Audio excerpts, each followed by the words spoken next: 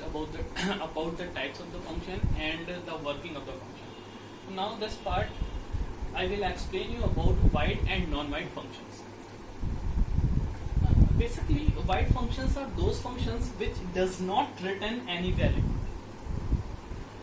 What it means, it will be clear to you with the help of implementation. See here,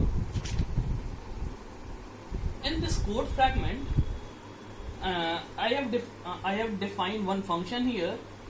Name of the function is sub, and the logic of the function, we have subtracted two number and printed here the result of that subtraction. Then after what we have done, we called that function. Got it?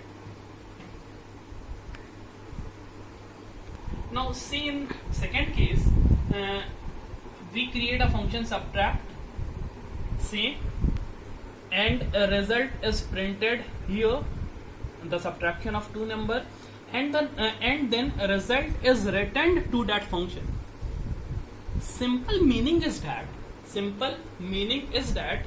if we are returning any value to the function, then we call it non-void function. If we are not returning any value to the function, then we call it void function. Here we are not returning any value, to the function, then we called it void function. Here we returns a value to a function.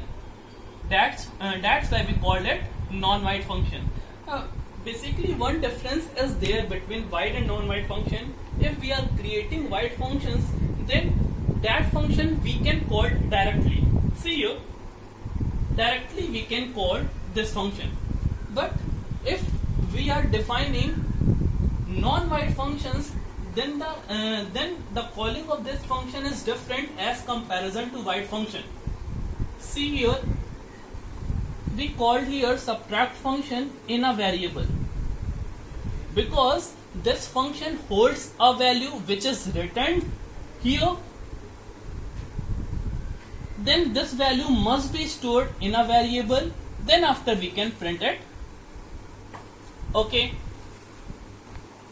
so overall conclusion is that if we are returning any value to the function, then we called it non-void function, and if we are not returning any value to the functions, then we called it void function. That's all. Now see the concept of default argument. Basically, what is default argument? If at the time of definition of the function, we are passing the value of argument, then we called it default argument. See here, three arguments I am taking here, A, B, C, and at the time of declaration of the function, I have passed the value of C 10 here. Then we called it, this C is a default argument. Okay. Now what you have to understand here, I have called the sum function 3 times. This is first time, this is second time, and this is third time. What happened in first time? First time, at the time of calling, as I told you earlier, at the time of calling, which value we are passing, that we called it actual argument. It means if we are passing two actual argument, then A will be goes to 2 will be goes to A, 3 will be goes to B. What about C? C by default take its value 10. Then the output will be here what?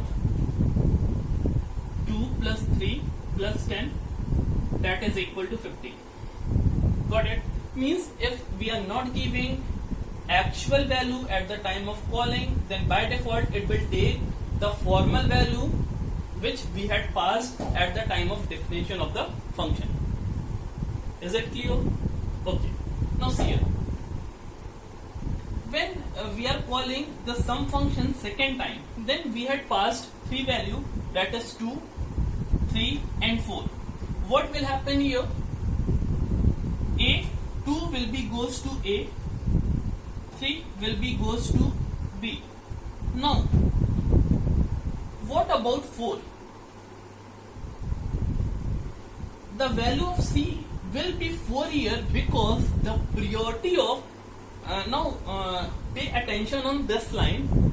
The priority of actual arguments is more than formal arguments. Then the priority of 4 is more than 10. Then it means 4 will be goes to C. So 4 will replace 10 here. Then what will be output here? 2 plus 3 plus 4, that is 9. Now talking about this third function. At the time of definition of the function, we had passed 3 argument A, B, C. But at the time of calling, we had passed 4 argument 1, 2, 3 and 4. So there will be mismatching. So this is the wrong calling part of the function. Okay. What conclusion we got? We got कि whatever formal arguments are there in a function, that much actual arguments must be in a function. Got it? Or what is default argument? At the time of definition of the function, if we are passing value to the arguments, then we called it default arguments. That's all. Now in next video we will do some tasks related to the functions.